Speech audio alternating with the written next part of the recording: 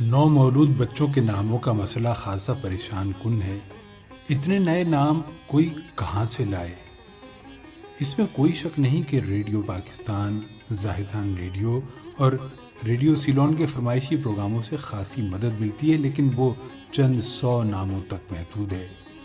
پرانے زمانے میں یہ مسئلہ پیش نہ آتا تھا، کیونکہ لوگوں کے نام عبدالغنی، عبدالغفور، سراج دین، فاطمہ بیگم، سکینہ خاتون اور رحمت بی بی وغیرہ ہوتے تھے۔ ان کا لامتناہی ذخیرہ اب بھی موجود ہے، قلت صرف نئے قسم کے ناموں کی ہے۔ ہر کوئی اپنے بیٹے کا نام سریر خامہ اور بیٹی کا نام نوائے سروش رکھنا چاہتا ہے۔ اساتذہ کے دیوان بھی آخر کہاں تک ساتھ دے سکتے ہیں؟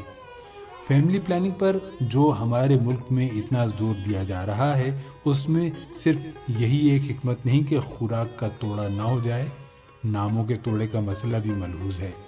نہ رہے بانس نہ بجے بانسری۔ بہت دن ہوئے ایک صاحب ہمارے پاس بھاگے بھاگے تشریف لائے کہ کوئی نام سبکتگین اور الپتگین کے قافیے کا بتاؤ۔ ہم نے کہا خیریت؟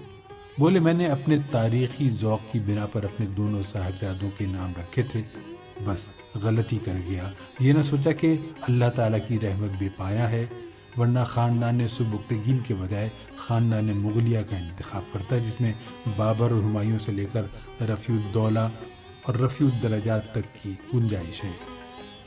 ہم نے پوچھا رنگ کیسا ہے صاحبزادے کا؟ معلوم ہوا باپ کی طرح کا ہے۔ ہم نے سرمگین لفظ تجویز کیا، وہ انہیں پسند نہ آیا۔ غمگین اور اندھوگین پر بھی ان کو یہ اعتراض تھا کہ فعل بد ہے، حالانکہ انہی میں سے کوئی بڑا ہو کر نالائق نکل جائے، یعنی شاعر بن جائے اور اپنے لیے رنجور، الم، افسوس، حسرت وغیرہ تخلص اختیار کرے تو کوئی نہیں روکتا۔ رنگین، تماش بین، دوربین، خوردبین وغیرہ بھی ہمارے ذہن میں آئے، لیکن ہمارے دوست کا اطمینان نہ ہوا۔ اگلے روز ان کے دفتر جانے کے اتفاق ہوا تو کیا دیکھتے ہیں کہ ایک طرف میز پر عربی، فارسی اور ترکی لغت رکھے ہیں اور دوسری طرف فیملی پلاننگ کے لٹریچر کا ڈھیر ہے۔ کبھی اسے دیکھتے ہیں، کبھی اس پر نظر کرتے ہیں۔ ہمارے ہاں ناموں کا ایک انداز یہ ہے کہ انگریزی کا قاعدہ سامنے رکھا اور اس کے حروف تہجی میں سے ایک دو کو چمٹی سے اٹھا کر اس کے خان یا احمد دین وغیرہ لگا لیا، A Ahmad, B Ahmad, W Din, Z Khan وغیرہ، حتیٰ کہ شہروں اور عہدوں کے ناموں کا مسئلہ بھی اسی طرح حل کیا گیا ہے۔ ابھی کل ہم نے پڑھا کہ ڈی آئی خان میں مسٹر این احمد نے پی ڈبلیو ڈی کے ایس ڈی او کا عہدہ سنبھالا۔